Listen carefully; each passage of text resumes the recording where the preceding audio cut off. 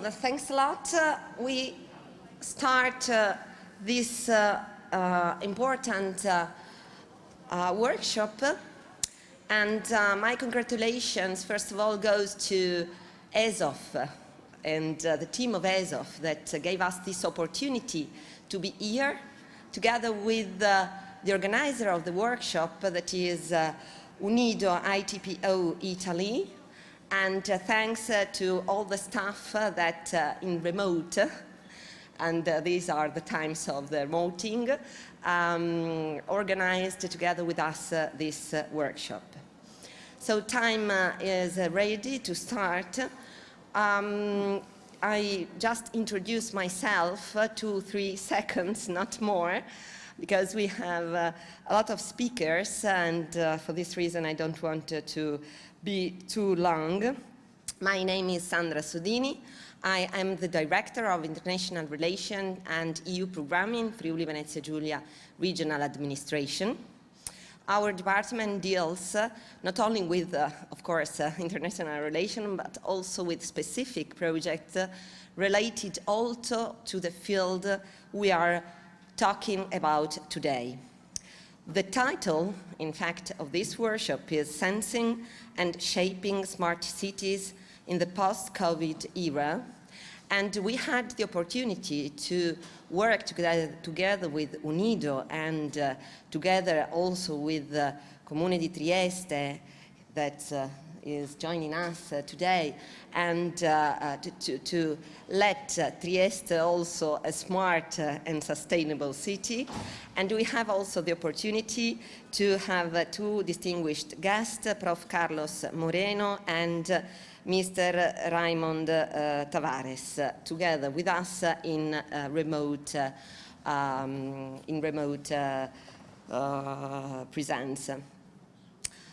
First of all, on my opinion, we have to say that COVID-19 was a challenge for our city, not only during the pandemic, but above all to restart, and to understand how to restart the mobility, our life, our work after the pandemic period, but living together with the pandemic period. And this is a challenge, a new challenge that was unbelievable just a few months ago. Everything has been accelerated.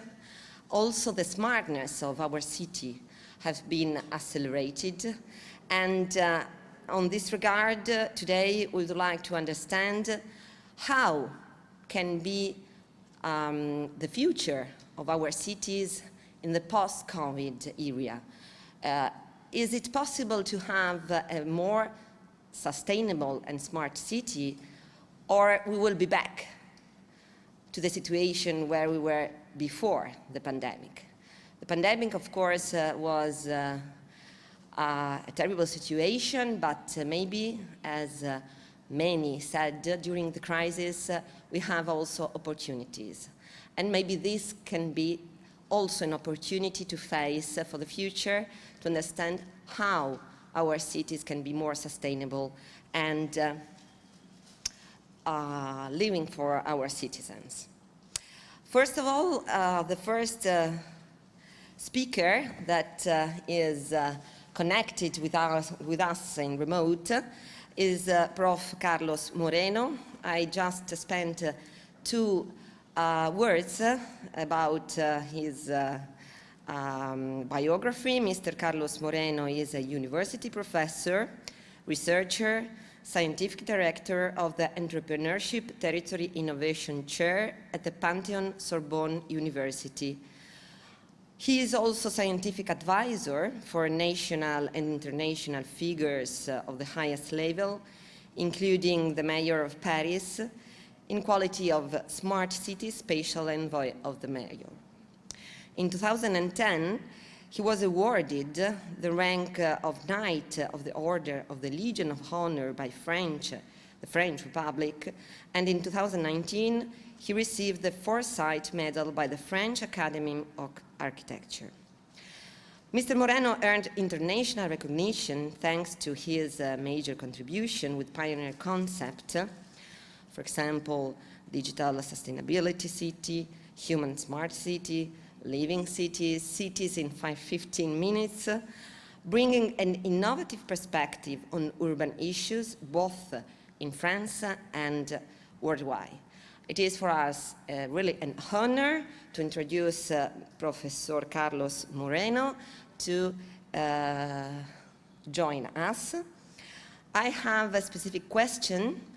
I would like just to have 3 questions at the beginning, and then to have the possibility both for the people here in presence, but for the people that are following us in remote, to have questions, discussion with our speakers. So, first of all, I would like to ask to Mr. Moreno the following. The 2 approaches, city of 15 minutes and territory of 30 minutes, entail and promote an innovative urban and territorial perspective. In this respect, how would the implementation of these concepts address traditional urban issues and positively impact the transition process towards smarter cities? Please, Mr. Moreno, the floor is yours, digitally.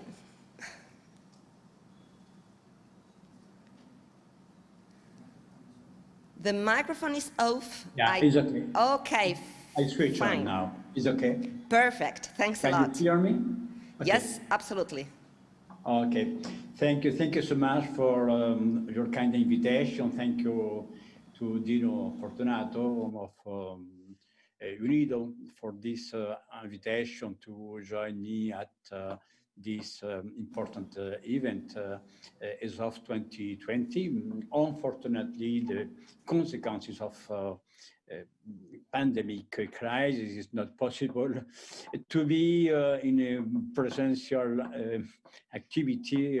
However, by this remote presence, digital presence, we could discuss about this important topic, the cities and the consequences of the COVID-19 for living in cities.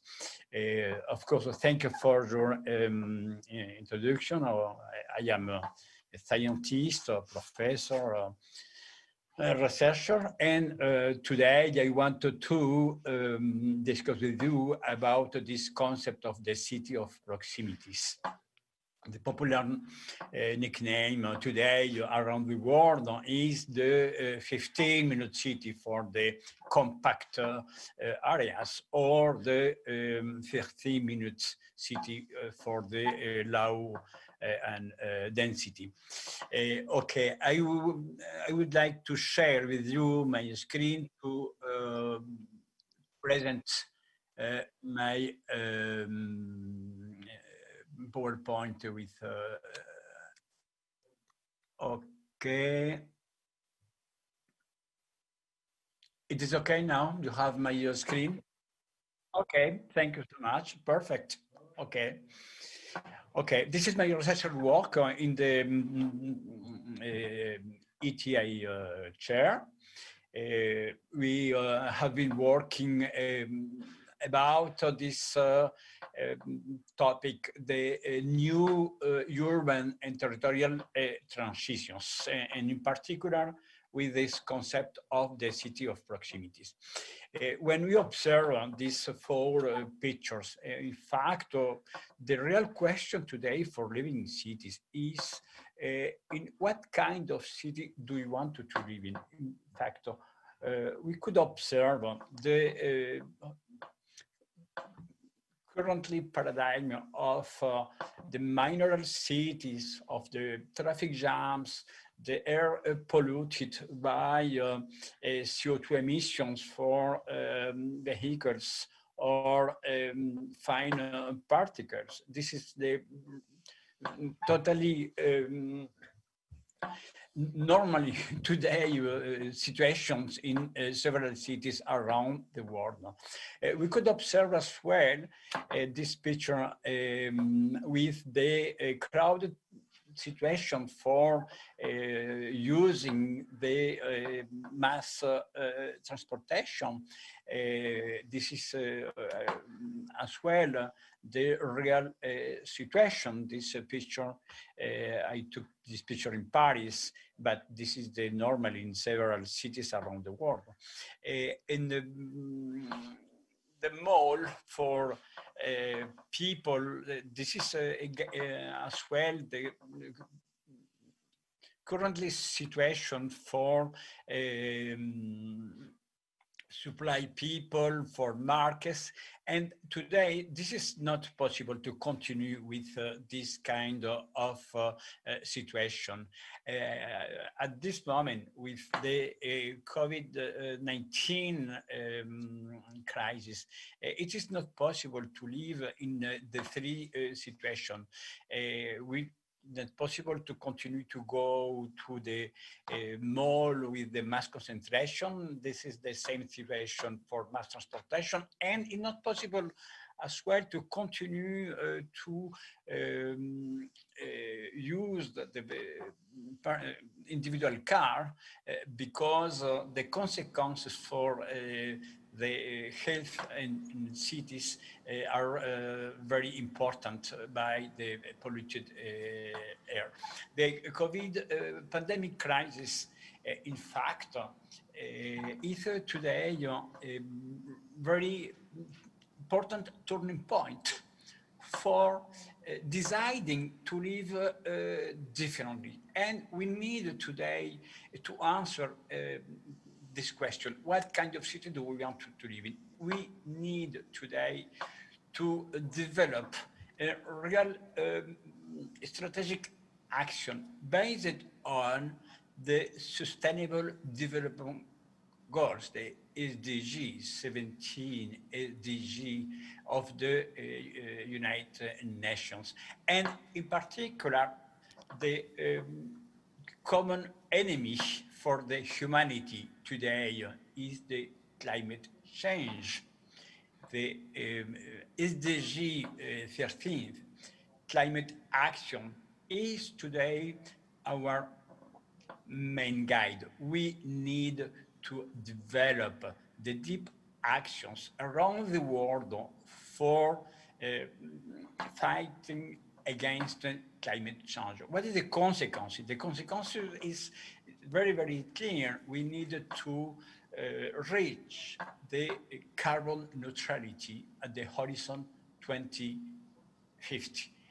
And if you wanted to reach this carbon neutrality, we have only 10 years, this decade, until 2034, reducing, for a radically reduction of our CO2 emissions. And the cities today, this is the place where live the essential of the humanity. The majority of people live today in cities. And the SDG, the 11 of the SDG is sustainable cities and communities for living in safe, resilient, and sustainable cities. In fact, when in the period of the pandemic crisis, we have decided to go towards the sustainable cities, the real question for us is, what is a sustainable city? In my opinion, in reality, this is the point of view of my friend, the Professor Mohamed Yunus, the Nobel Prize, because the sustainable city, the sustainable development, is the convergence between three elements. Of course, the environment, but it's not the only element. We have two other elements: the economic impact and the social impact. In reality, the sustainable development, the sustainable organization, or a sustainable city is the maximization of the convergence between the environment impact, economic impact, and social impact for living in a city viable, equitable, and valuable. Today, unfortunately, in several cities, the question about how could we improve the living cities in general are very technical, technocentric issues. We need to change the paradigm. We need to move from the engineer view of cities towards a view by the users and services of city. The key point for us is to develop the high quality societal for the urban life. The real question today is not if we could continue to build new infrastructures, if we could continue to develop new buildings. The real question today is how could we reach the quality of life in cities. For that, in the period of the post-pandemic crisis, we have been rediscovering the proximity for having a healthy city. Today, we consider that the turning point in cities is to rediscover this concept of the proximity. We want to transform not more the city, but the life in city. Until now, with the technical solutions, we have been transforming the city. We need now to transform our lifestyle in cities. The concept of proximity is based on this new idea for rediscovering proximity with the new rhythm of the city. We needed to change the pace of city. We need to optimize the infrastructures. We live today in cities with a very important specialization, with a very important segmentation, with a very important segregation. We need to transform this situation. The rhythm of the city, because these infrastructures are not the same in the morning, at noon, in the afternoon, in the weekend. And at the same time, we need to develop this polymorphism, multi-purpose infrastructures.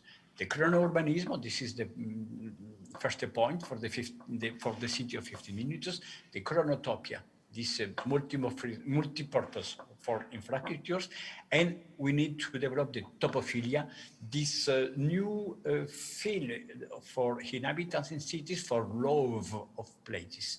The city of 15 minutes is based on these three concepts: chrono-urbanism, the new rhythm in cities, the chronotopia, multi-purpose infrastructures, and the topophilia, love of places.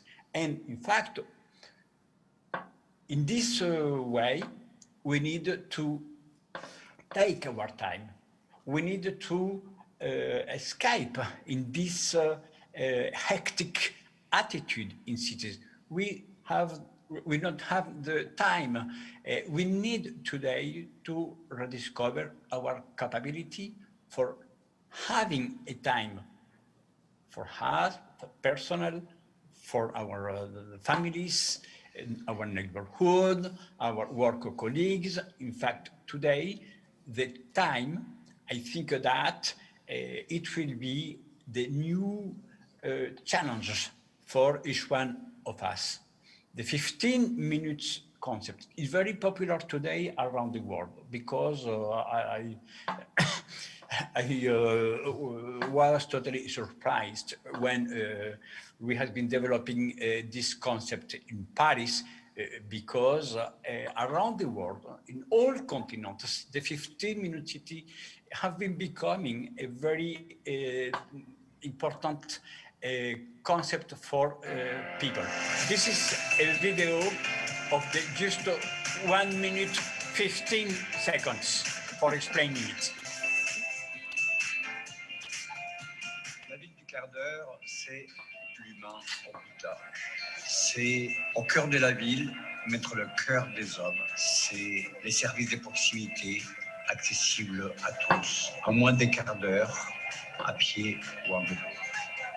C'est la nature, la biodiversité, tout près de nous. Des rues piétonnes, des rues végétalisées, moins de circulation. C'est les écoles ouvertes sur les quartiers. La ville des quarts d'heure, c'est un lieu, plusieurs usages. C'est quitter la mobilité subie pour aller vers la mobilité choisie. C'est dire bonjour à tout le monde. C'est des services qui permettent de rendre une ville apaisée. C'est pouvoir vivre plus librement dans la ville, profitant de son quartier. C'est la ville pour tous.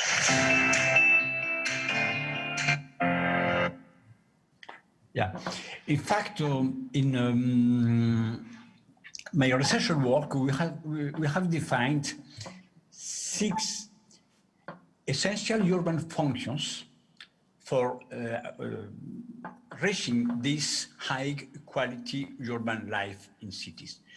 We consider that if each one of us have the possibility for accessing within a reduced perimeter of only 15 minutes by walk or by ride in low carbon emissions, we have the possibility to be happy. What are the essential urban functions?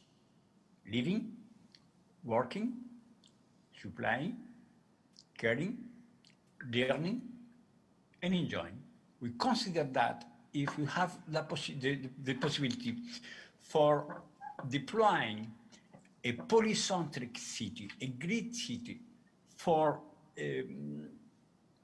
providing for inhabitants the access in a 15 minutes perimeter of this totality of functions, we have the possibility to reduce, of course, the mass concentration. This is the only way possible today for fighting against COVID-19 crisis. And at the same time, we could reduce the CO2 emission because we avoid the possibility for come back with the individual car. At the same time, we have the possibility to increase the well-being for each one of us. We have the possibility to develop the sociability in our district because we have the possibility to live in better conditions in the proximity with the neighborhood, with the elderly people, with the kids, with the fragile people, and we have the possibility for developing a better planet in a sustainable way.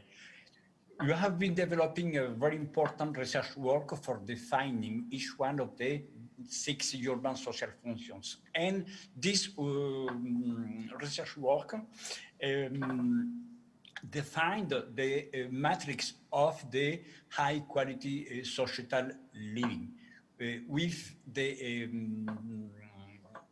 this proposal for transforming the historical cities totally monofunctional, segregated and segmented in a polycentric city with the different 50 minutes for each one of us. We don't want to build my village with my 15 minutes. We wanted to develop at the opposite, the polycentric city, the grid city with the very important number of 15-minute cities in the city. We have been developing the different tools based on digital platforms in order to rediscover the different resources in the proximity of each one of the functions for developing the territorial diagnosis and to formulate the strategy for transforming our cities. And we have the possibility today with the digital technologies, in fact, for identifying the different resources. In fact, we have in the proximity all kinds of resources, but those resources are not visible because several people not now the resources in the proximity. Many people going at the opposite of city for finding resources. In the COVID-19 crisis, we have the possibility to live in the proximity, and several people have discovered the neighborhood, the teacher of English, the teacher of Italian, the teacher of Spanish, the club for sport, etc. We wanted to develop the new management of city for developing the indicators in order to improve this capability for discover cities. We need for that transform the city because we need to give the city to pedestrian, to inhabitants, to low emissions transportation as bike. We wanted to transform, for example, the school because we need to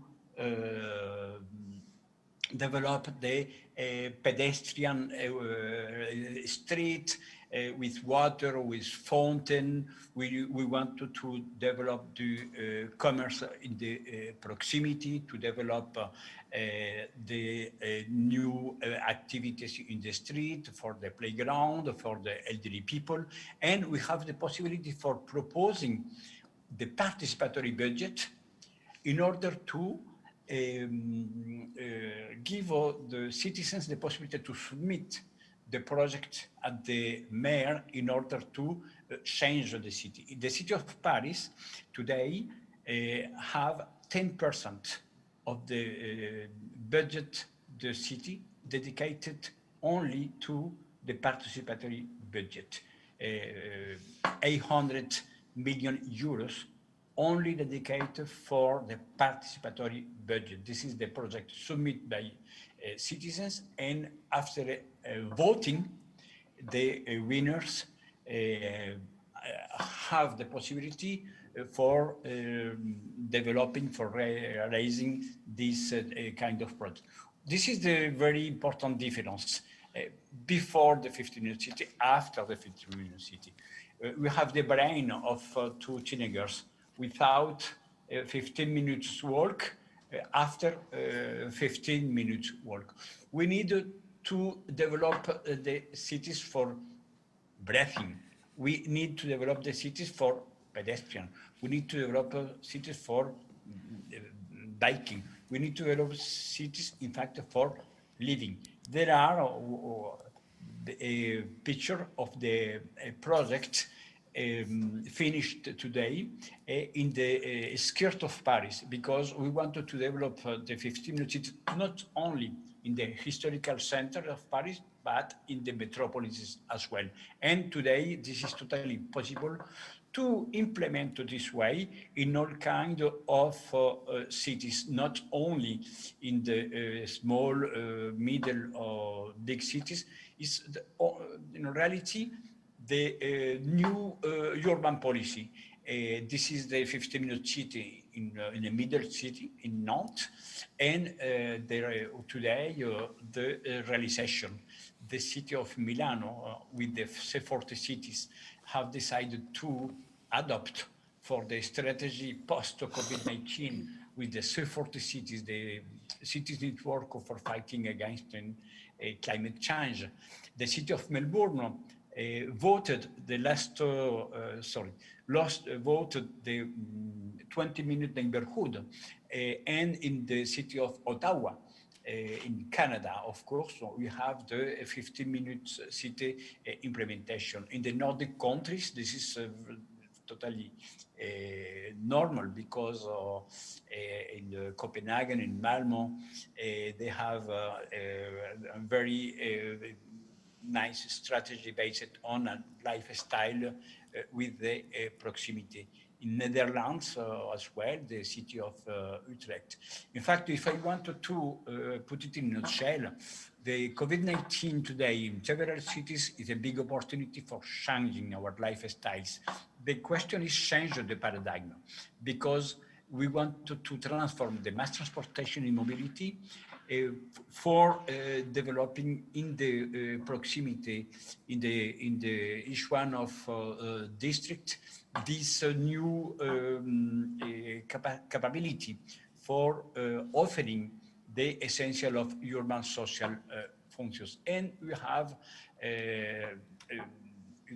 the possibility to obtain the benefits as peaceful street, green street, shopping clothes, or accessing of all kinds of services, the possibility to develop the health service for elderly people. The most important barrier was the job, because when I discussed with about the 15-minute city, many people said it's not possible, this is an utopia, because it's very complicated to change the job. And in fact, today, with the COVID-19 crisis, the remote work, it's totally accepted. And I think that in the next month, we have a duty for transforming the temporary remote working for developing these massive capabilities in order to access a more time, more useful time for each one in this 15-minute city. Thank you, and of course, with pleasure for answering your questions. So really, thanks a lot to Professor Moreno. Really, very inspired suggestions related to this concept of the city in 15 minutes. And two things also, on my opinion, has to be underlined, that maybe utopia in this moment is reachable because we have lived this change in our life, dramatic change, but at the same time a challenge that can support this very important new culture, let's say, that people has to follow, and a new way of thinking, not only infrastructure, not only let's say what we have, but how we think. This is maybe the most important thing, the lesson that we learned from the COVID period, and also this concept of the participatory approach is very important and has to be underlined, because people, if they have to change their mind, the project has to belong to them. Otherwise, it's quite impossible. And this concept and this also inspiration are very important to understand how will be the path for a new sustainable concept of city in the post-COVID era. Thanks a lot, and question afterwards, because we would like just to have all the important contribution from our experts, and then ask to our remote and in present public to ask a question to the speakers. So the second speaker, thanks a lot for your presence here in Trieste, is Mr. Bernetti, but of course you are of Trieste, so living here. So Giulio Bernetti, just a few words to introduce him, is General Manager in the Department of Urban Planning, Environment, Mobility, Economic Development, Public Park and Road Maintenance and Development in the Municipality of Trieste, and member of the Port Authority Committee. So heavy sectors, let's say. Mr. Bernetti holds a PhD in transport engineering and is former professor at the University of Trieste, as well as former expert advisor of the Ministry of Transport and Communication of Sultanate of Oman.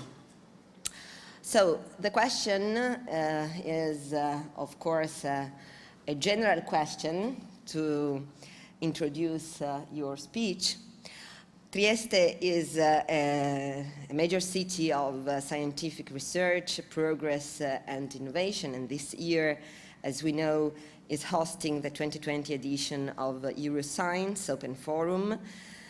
Against the background, what innovative solutions and projects are currently being developed and implemented by the city of Trieste in the field of urban planning, environment, and mobility, also thinking to the COVID period, the ante-COVID, the post-COVID, during the COVID, and we have also the difference between a capital city as Paris and a middle city, middle town as is Trieste, because 200,000 people, more or less, of inhabitants. So the floor is yours, please. First of all, thank you for the invitation to UNIDO and to ASOF2. And it's a tough challenge, I think. Now I'm trying to go from the theoretical aspect of Professor Moreno to a practical aspect, a practical ground. I mean, I don't know to tell you what is the global trend in this topic, but I can tell you what we are doing here in a small city, which is not yet a 15-minute city, but we are trying to go in that direction. But I just want to tell you what we are doing here, and then you will tell me if it's okay, if we are in the right direction. So can we go on with the slide? I suppose that Okay. Perhaps this one. I would like to focus on three main topics in our city, in Trieste. So living, working, and moving.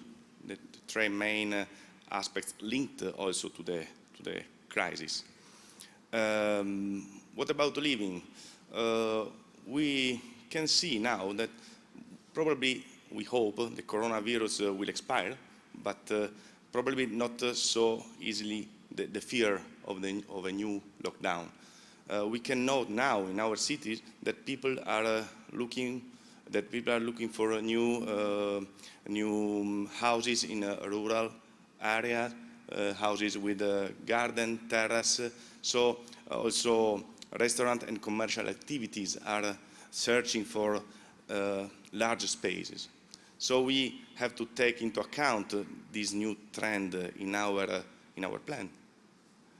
What we are doing, we have a new master plan of Trieste before COVID, but it is quite updated. I mean, there is a real limited land consumption. We try to reuse the existing buildings. All the green system is well protected by the plan, and we are also trying to boost the RES, I mean the resource that are energy renewable. Okay, yeah, thank you. And now in these days, actually, we are updating the plan for the old town, and taking into consideration also the COVID and the new trend of housing. We are even taking into consideration the features of the old town. We are able to give the possibility of modifying building, also to rebuild building in the old town, because there are buildings that we can modify, and also we are trying to boost green roofs. not only in the old town, but also in this area, because the old port zone is to be renovated. This area where we are now, as you can see, is a new area for the city. And we are going on with projects that are looking for large open areas, green roofs, also taking into consideration the sensitivity zone, a sustainable mobility. As you can see, we have large bike lanes and a large pedestrian area, as you can see outside, just outside here. And also we are planning with smart drainage and lighting systems, because we have all the last innovation in this field, and also ICT solutions. And we are going on in the next month. We will float a new tender for another part of the old port. In the city, we have just implemented also a new pedestrian metro, because we have more than 100 of totem in the city that can lead people among the most culture site and the leisure site of the city, simply on foot. It is structured as a metro in order to give the possibility to people to follow a metro line on foot, and it is very interesting because we have also an app linked to this system, and tourists but also citizens could move in the city by following these new lines. This is just implemented two months ago. Another aspect is linked to working in this city. We have the Euromobility National Survey focused on Trieste that can show that there are a good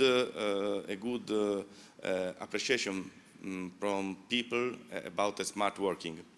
We have actually a smart working boom also in the municipality of Trieste. The municipality counts on more than 2,000 of workers, and we had to face the problem of COVID, and so the smart working, but with I think good results, because people are happy about smart working. The corona also helps us in boosting this new kind of work.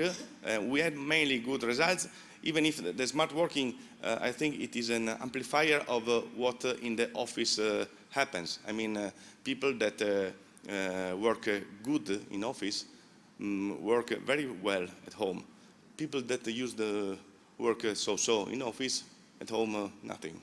So, but as in the average situation, it's very good. I think we have a good result in working. And so we try to ask to people what about the post-COVID era, and we had also a good answer regarding the smart working after COVID. The last aspect I would like to talk about is linked to the mobility system, because we have now a sound survey, very recent survey in the city. We have a lot of data about a movement of all citizens in Trieste.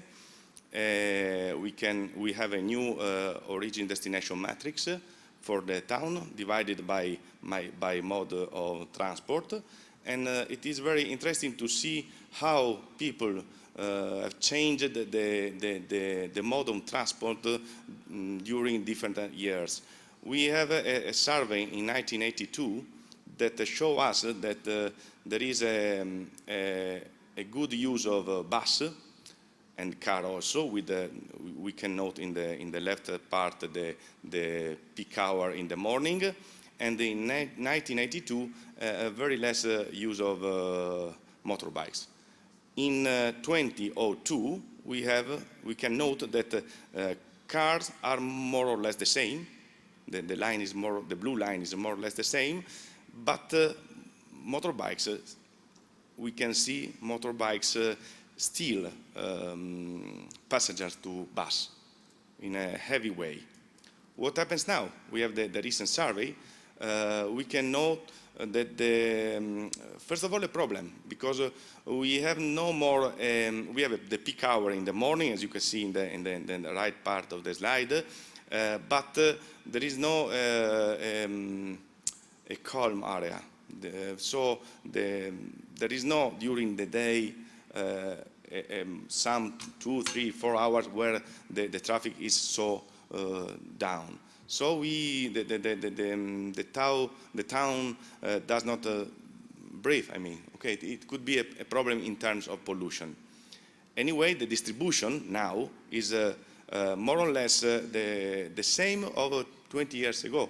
We have more walking, but it was not considered in the previous analysis. And also in Trieste, for now, very less use of cycle.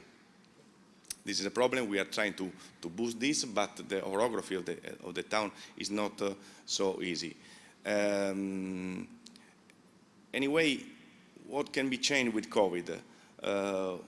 We cannot say now what it's going to happen in terms of mode of transport, because now we are in the summer, just the first summer during the COVID, so we have not the data, good data about traffic, because during the summer data are not good, and so we don't know what it is going to happen in a few weeks when school will be reopened, and at that time we could see the real switch mode, the shift mode.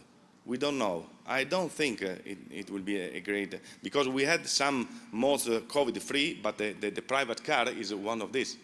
It's very important. It's probably people move from bus to private car, or from bus to motorcycle, even from bus to cycle. But we don't know how many are going to this choice. What can we do in this field?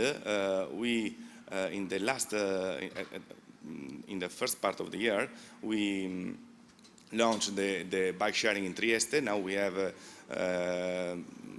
different bike sharing station all in the main square of the city.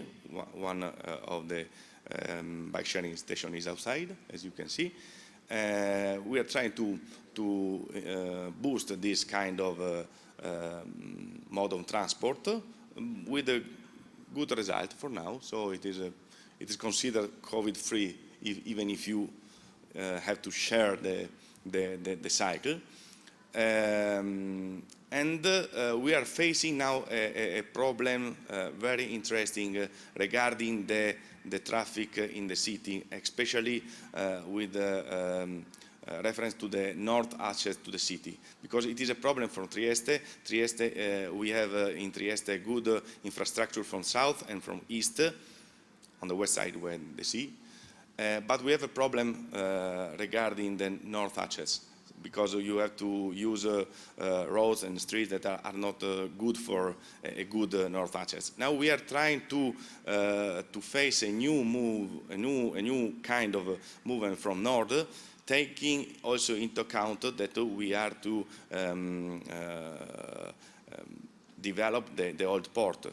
So we have no problem of traffic in the old port, even if there is a development of the port, because we have large spaces, large streets in this area. The problem, if we are we have new flows, new traffic flow in the old port, the problem is the rest of the city, because new traffic flows could be unacceptable in the rest of the city.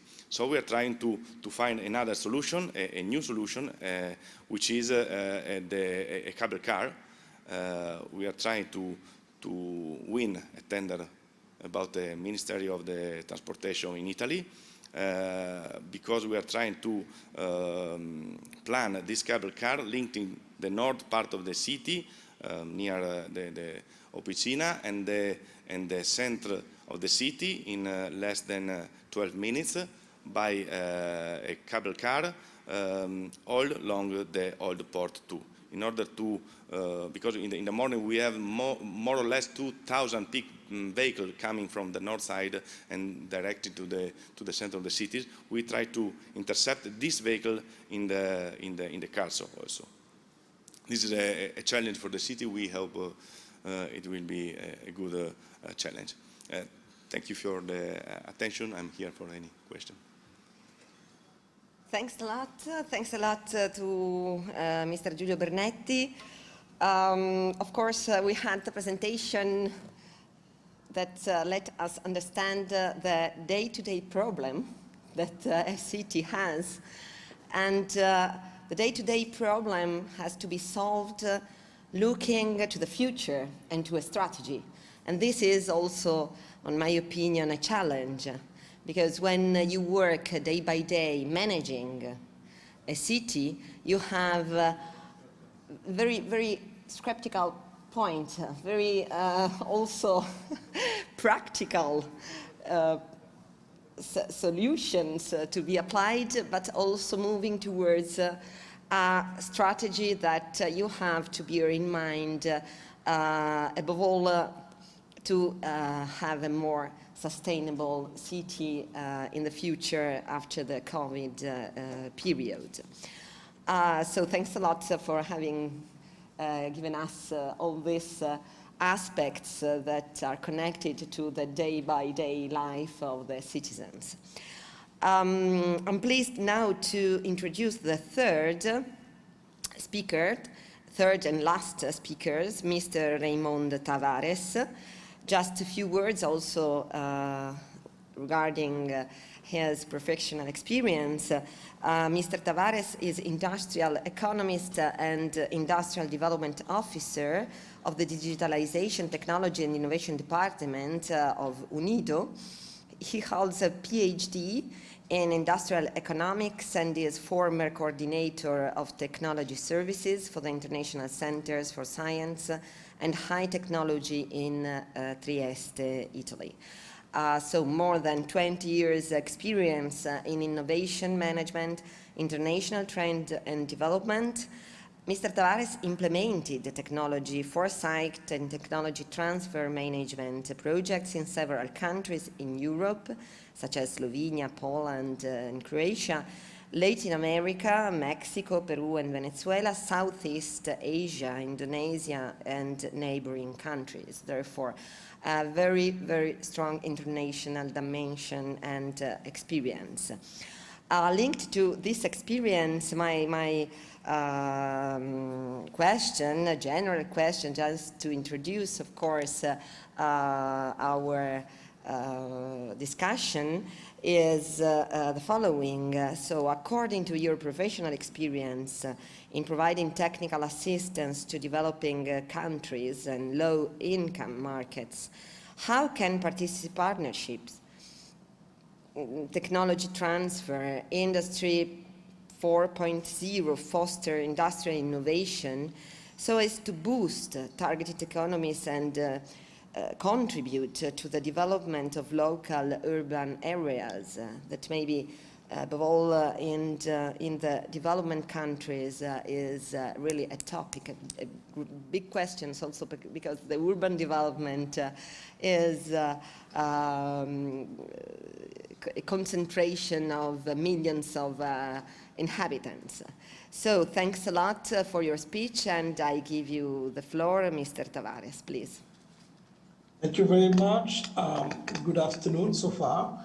Can you hear me loud and clear? Can you hear me? Yes, yes. Excellent. Thank you very much. I would like to thank the organizers and also to commend the good presentation of the previous panelists, because they have raised really interesting point, impressive. Thank you also for making my life and my presentation, let's say, very simple, because you raised some notion and some issues during your presentation.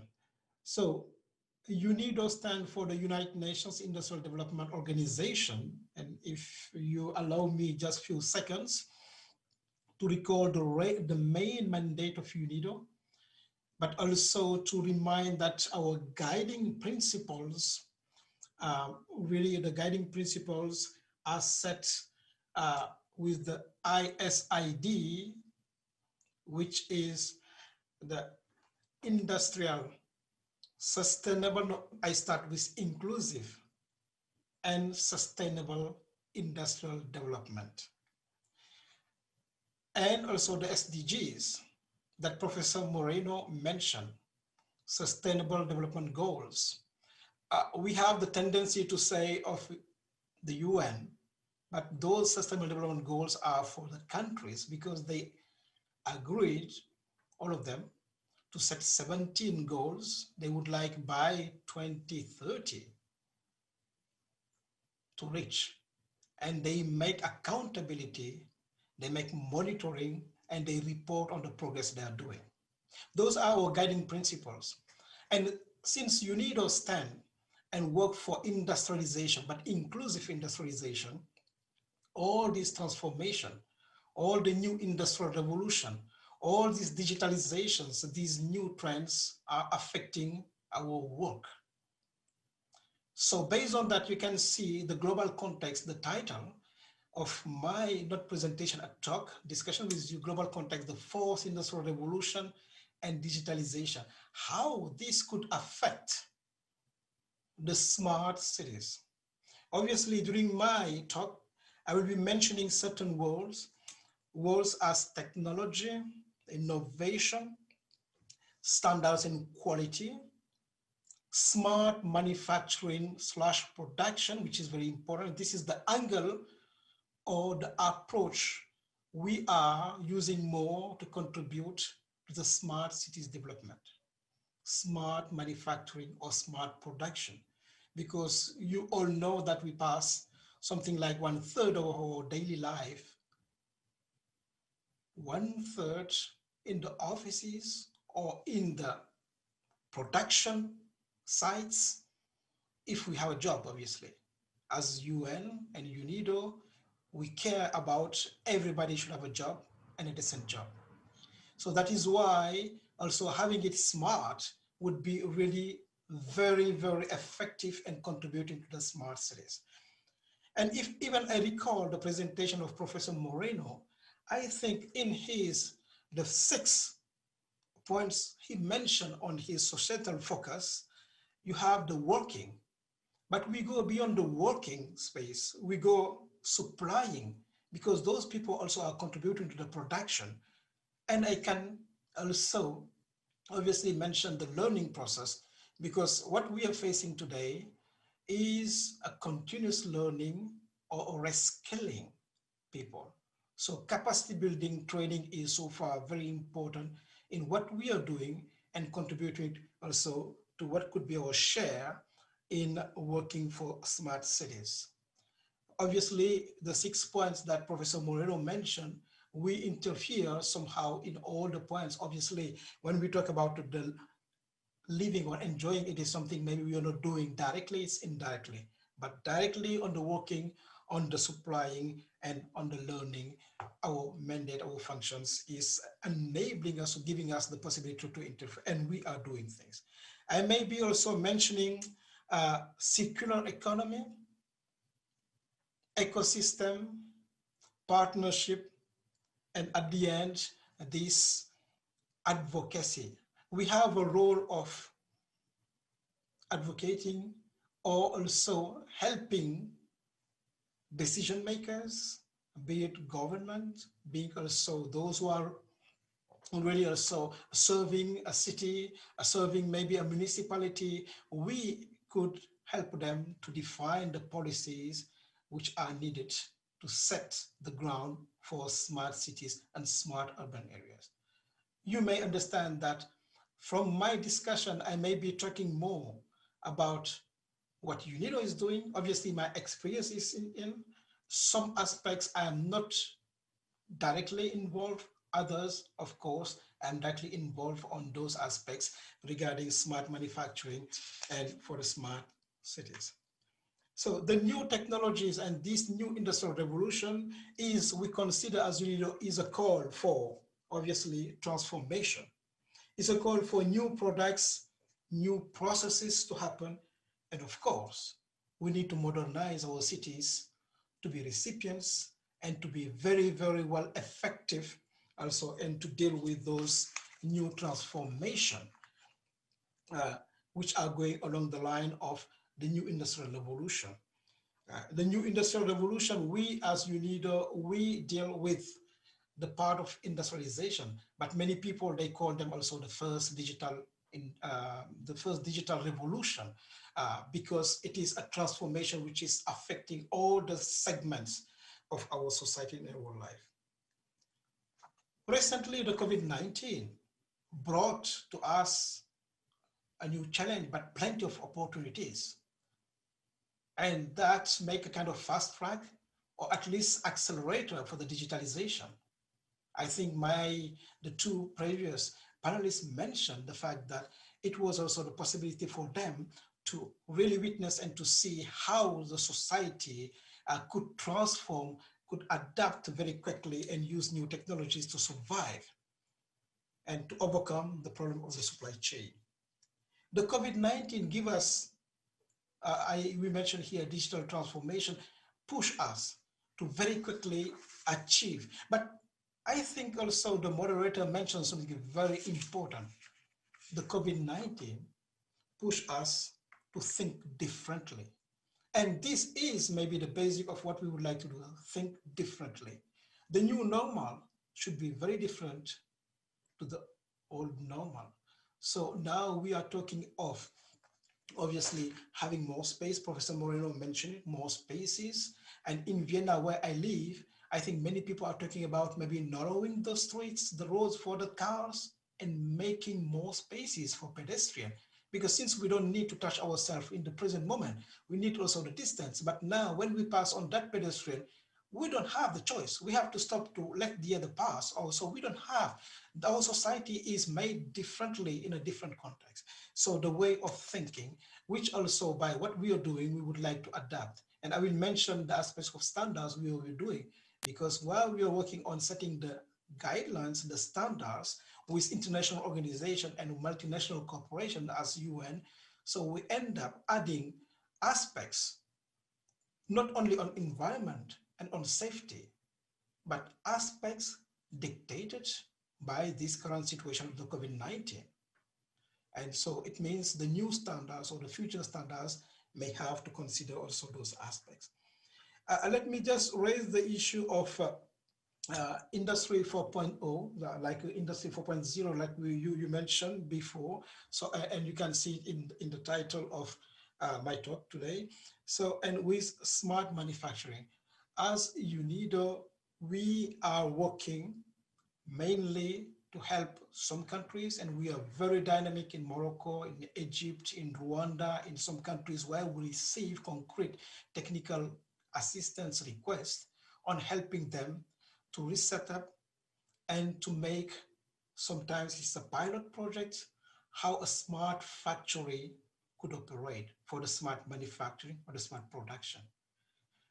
Obviously, I will not talk about the e-commerce because we have been also on this digital trade, but for the smart manufacturing, I want to just here, because we don't have the time to go into details of what it means really, but it's a kind of integration, putting more technologies and using data. But I want you just to remember one thing. We're not doing it and helping the countries for more productivity only. We are doing it for more safety. We are doing it also to assist decision makers where it is difficult sometimes very quickly to take a decision. We are doing also to offer, because we have the mindset, decent jobs and comfort in the working space for everybody. So it means the smart manufacturing or the smart factory we are talking about, it is just to avoid misunderstanding that we are going and we are running into only productivity. If I can take, I think they would like me to move the slides. if I take just, I have 53 slides, so it means that's advisable to show all of them. But if I go here, hello? Yes, I will put it on presentation mode, yeah, but I wanted to be able to select the slides. So here, the benefits of the smart factory on the supply side. So you have the aspects of resource efficiency. We are carrying more. You have also the increase of productivity, which is still there. So it's because you sometimes get no criticism. You get also the reaction of some people saying that all what is going along the line of smart manufacturing or smart factory is about to serve only the profits. It's not the case. Here we're talking about safety. We're talking about also other aspects of resource efficiency, which is going along the line of what is guiding the mandate of UNIDO. I missed to mention that we have those three things that I think is also recovering what Professor Moreno said before. We care about in our mandate, the people, the planet, and the prosperity. So well-being, I think he was mentioning, so that obviously economy should function, the planet should be safe, and it should be inclusive, people in what we are doing. So I wanted also just to show from the benefit side of the factory on the demand side, the profit of the smart factory. Customization, we think that we have entered, obviously it was the old normal of going and being individual. So having something which customized, which fit really our need. It's somehow not a bad thing. So with the smart factory, it would be possible. It would be possible, obviously, if you look at those aspects of health care, if you look at some aspects of food, of maintenance, I think it's something we need to keep in the new normal. So benefit of the smart factory regarding in the demand side. I may need to, because I told you, I will be talking also about the standards. And for the standards, I wanted to say that we are working on the standards which can serve the purpose also of smart cities. Just trying to retrace the history of the standards. Before it was for just to guide the societies, community rules. After that, it moved during the years, it was the safety construction. We want safe building material. We want something which could be, reliable and there for many, many years.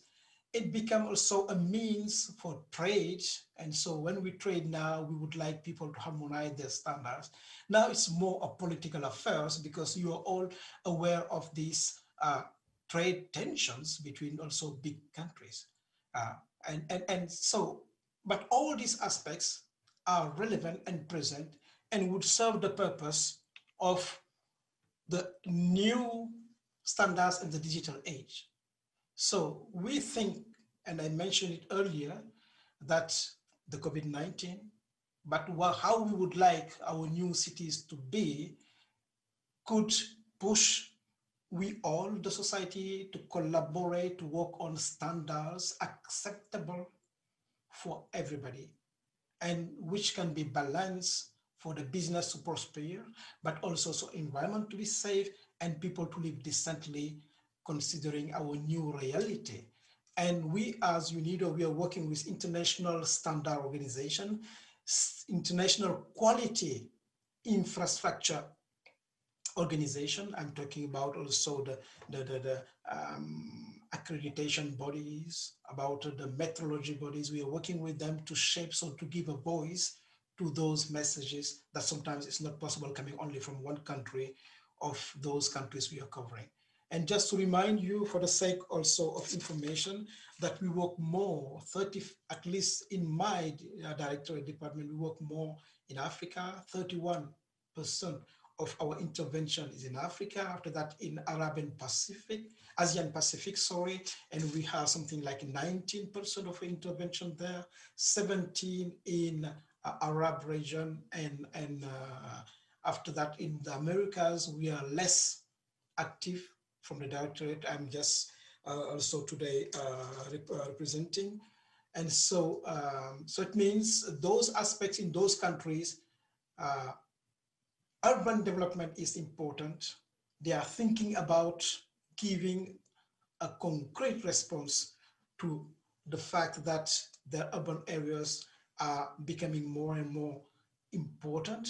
And if you think about also from the beginning, setting it correctly and making it smart, or at least not that smart where you use more technology, but smart where the people could live in a very comfort way.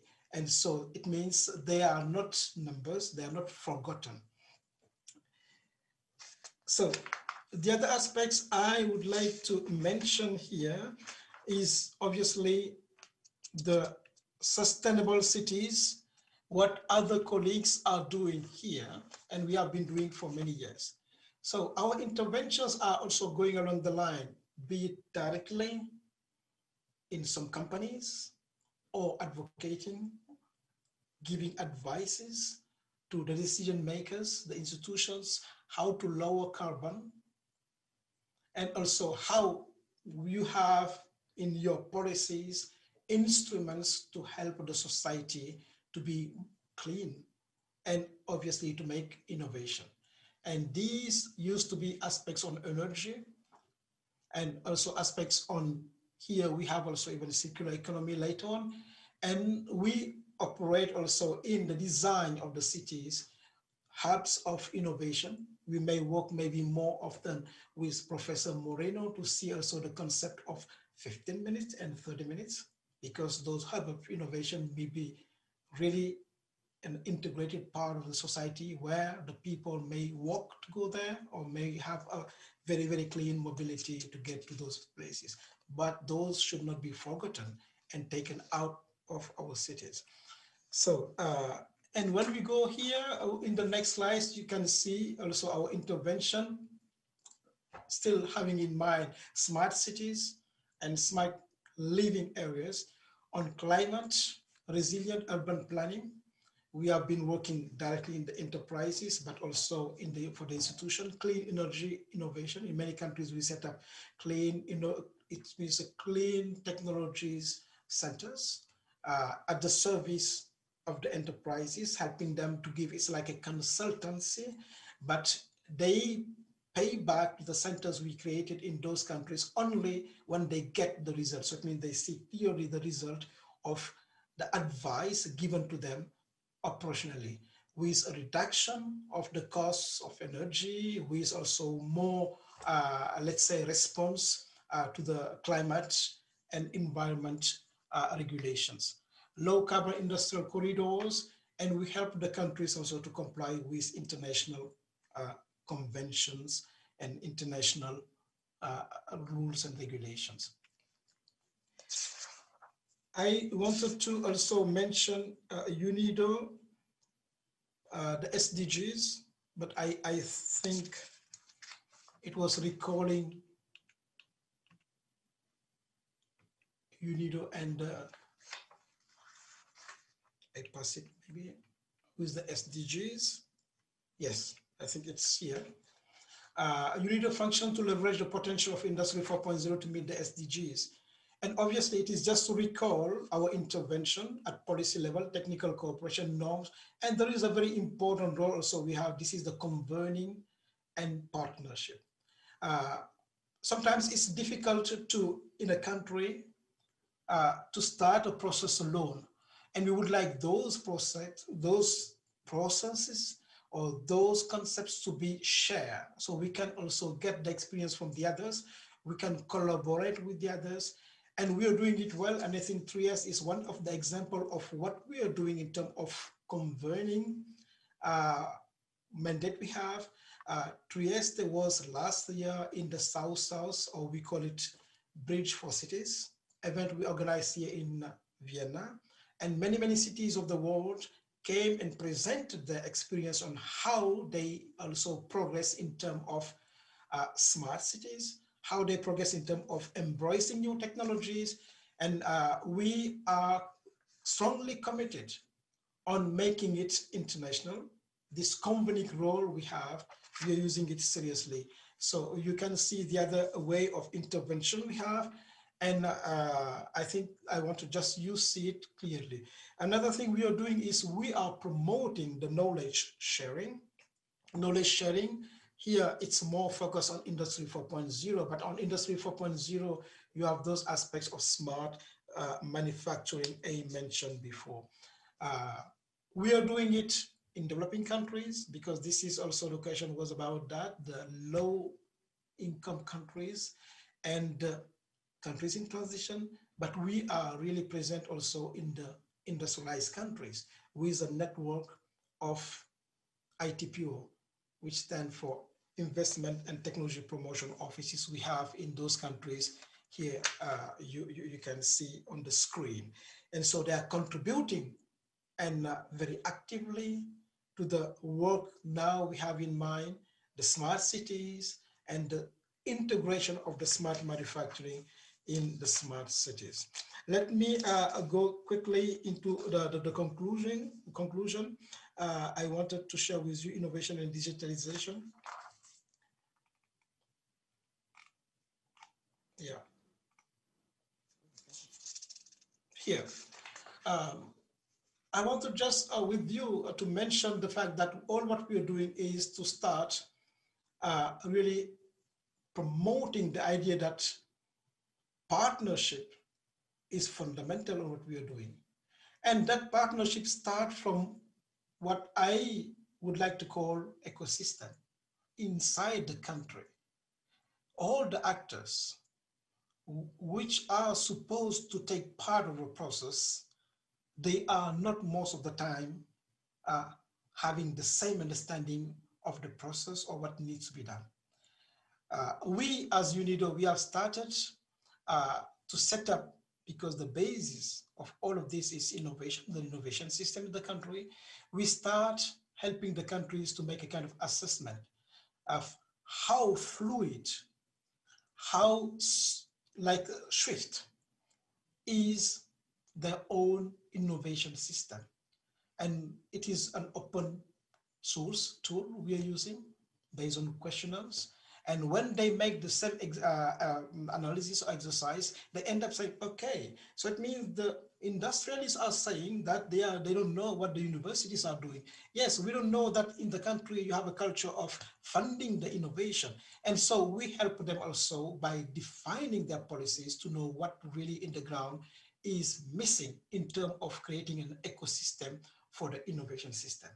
But that ecosystem is also very important when we enter into transformation in terms of city becoming more smart, in terms of adoption and very quick adoption of the Industry 4.0 technologies. We end up saying that you have one champion, you have one company, but all the others are not working in favor of that one. If the standard organization, the standard bodies are not themselves transforming and aware of setting new standards to build the trust of new technology in their countries, nothing will happen. So these partnerships start internally first. And externally, we can have multinational cooperation. We can attract also other countries and other partners. So this is very important, that notion we also keep pushing and promoting. And we here also, the other idea that I wanted to mention here is the new technologies. We would like to show, to demonstrate that it's a way to leapfrog. It's not many people question, we are not yet maybe even in the Industry 2.0, and so you're talking about 4.0. So it means like from the beginning, they are like challenging this new industrial revolution, knowing that they're using them since maybe many years. They are using some aspects of artificial intelligence, even if they question it. It's very important also to bring that these new technologies allow us to leapfrog, allow us to start in new bases, somehow everybody, and to create fairness and inclusiveness. And another point which is very important is helping not only industry, but is affecting all segments of our life, transforming and helping us obviously to solve our problems and the solution of our society, our daily life. And the last point I wanted, just you see this, This is the concept we have from the smart manufacturing, where you see the smart city, the smart society. And after that, because we think, or we would like to see further than the others, at least to see the entire planet, obviously more livable. People can live in the world all together. This is maybe the UN, let's say, approach and philosophy. So we go starting from this manufacturing, we link it up because all are related. We don't need, obviously, to separate them. We need to have them in mind. And with this slide, I wanted to thank you to say that in some aspects, directly, we are promoting and we are working for smart manufacturing, and personally I've done it not now only with pilot project, but with real concrete actions which are transforming a small city, a small company, or small places. But also we are participating at international level to set the ground, to recall that all people need to, all organizations need to collaborate in order to have a society which really leads and transit very easily and smoothly to the new industrial revolution. I thank you very much. And also I'm ready to hear and to respond to the question, to hear about suggestions, but also to answer to questions. Thank you very much. And the floor is to the moderator.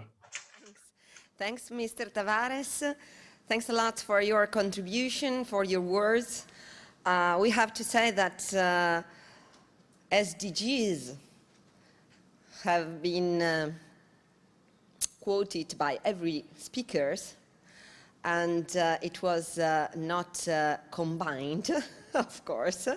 And for this reason, I suppose that SDGs are really the topics for sustainable development for the agenda of 2030 that is felt by each organization, but also each person, I could say, because what I would say is just that COVID has been an accelerator, of course, for such a path, digital path for transformation of society, but we lose the challenge if we do not change our behavior.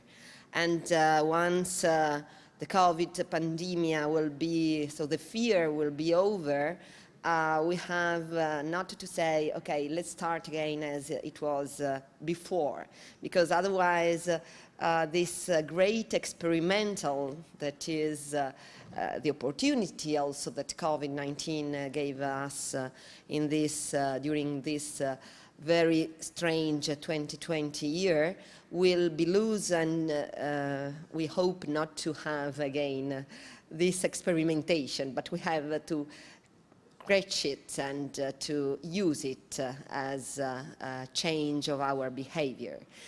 I ask to our audit if there are both in presence, of course, and connected remotely. Just to break the ice, I have already 2 questions from people that is following our workshop. The first one is very interesting because it's connected to a very practical way of living, way of our life. How do we, or can we, change cultures where people are simply used to drive everywhere and do not consider public transport to be an option?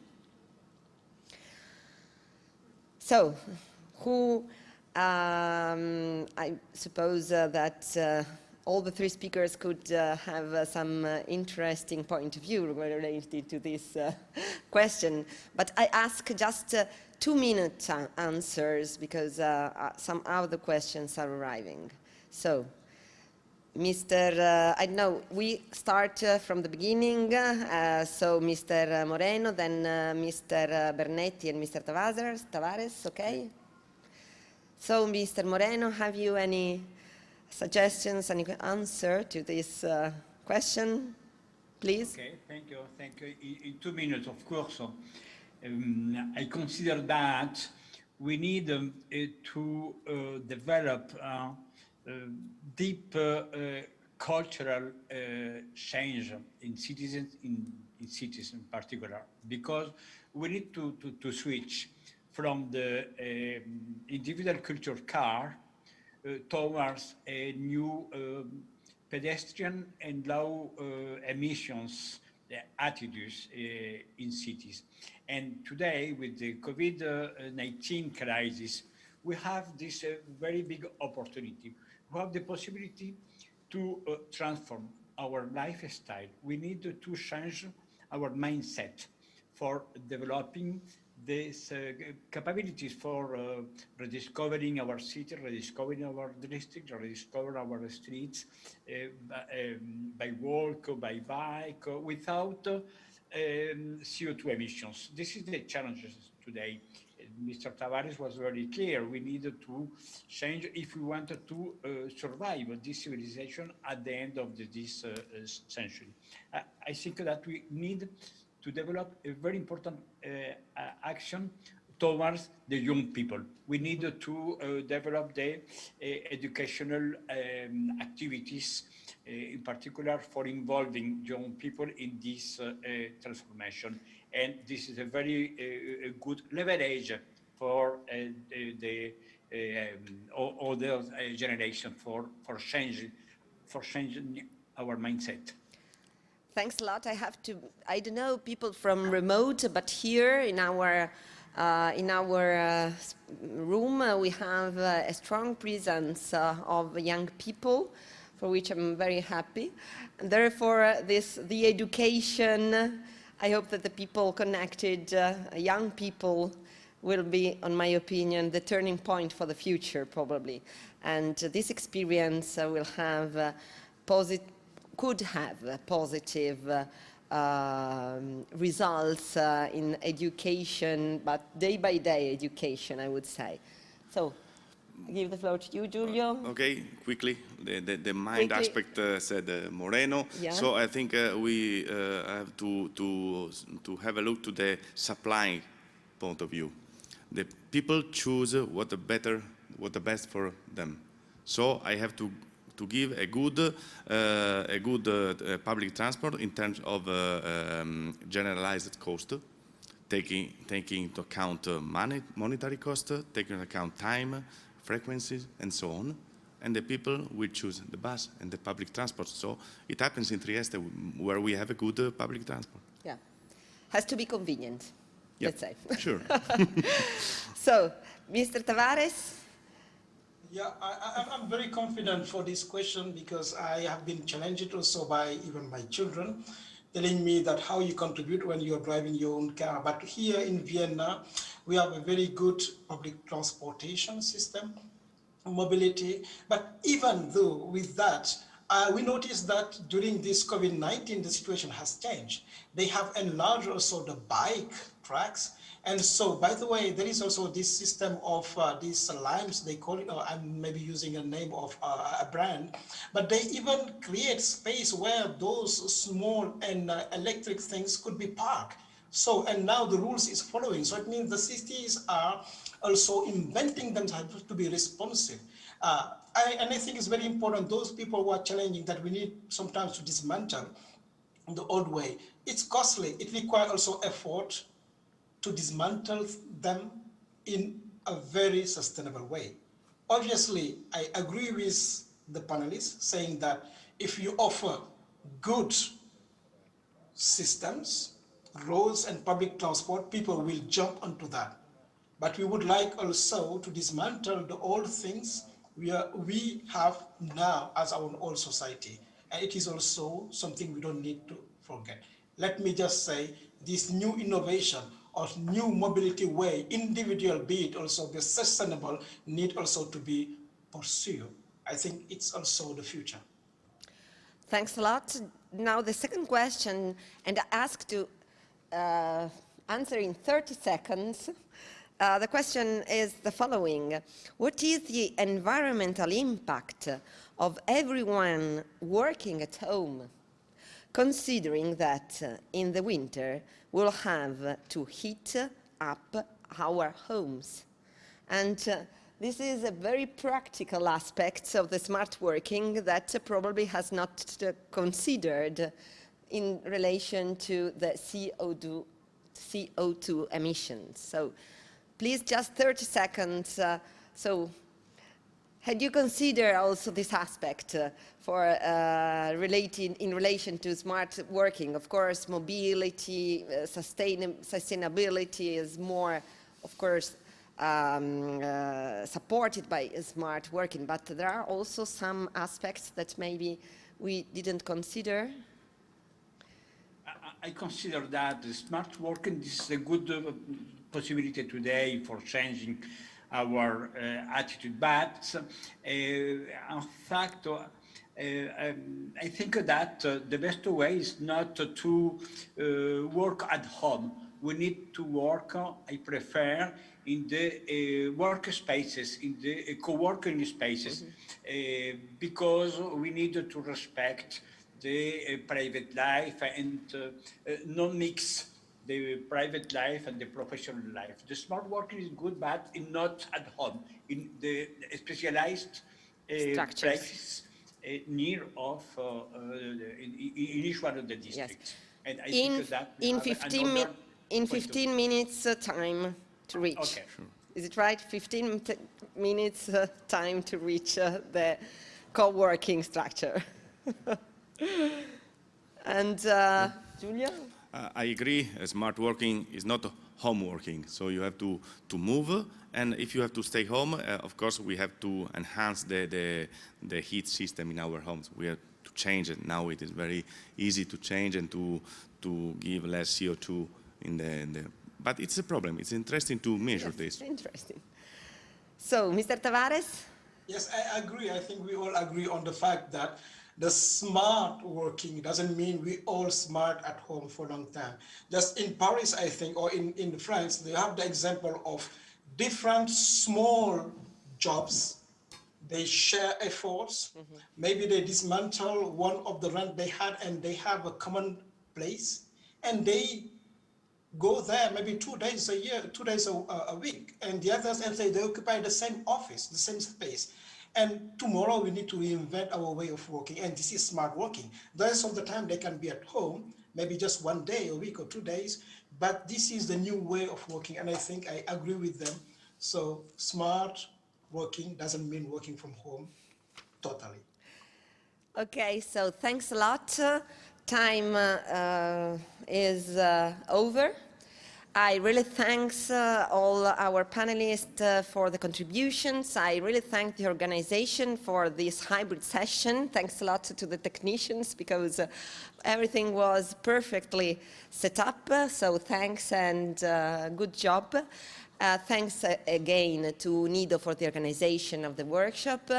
And I hope that maybe I'm not so young, but the next time I would prefer to meet in person our panelists to have the possibility to have a discussion, because in any case it's not so simple to have this hybrid version, but it was well done, and I think that we can be satisfied by all the contributions that were given today. So thanks a lot, thanks to the audience, and